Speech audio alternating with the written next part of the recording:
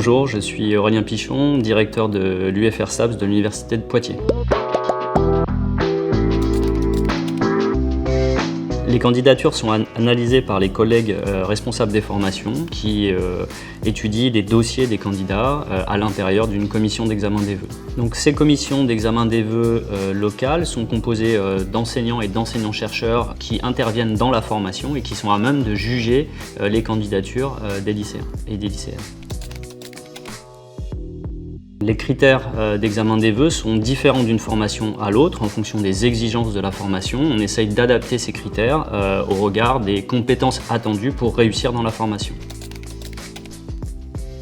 La commission d'examen des vœux apprécie les candidatures au regard des éléments qui sont fournis par Parcoursup. Ces éléments peuvent être les notes du baccalauréat, les notes des bulletins scolaires. Ça peut être également des questions complémentaires qui sont posées sur des registres particuliers qui sont intéressants pour la formation. Et puis, on va également identifier, parfois, en cas de nécessité de départager des candidats, la rubrique activités et centres d'intérêt qui nous permet de nous renseigner un petit peu plus sur l'investissement extrascolaire et le profil particulier d'un candidat. Lorsque le classement est validé par les commissions d'examen des vœux, il est transmis à Parcoursup et ensuite les candidats sont appelés en fonction de ce classement, mais également en fonction des obligations légales qui sont liées aux préférences géographiques et au taux de boursier à l'entrée en formation.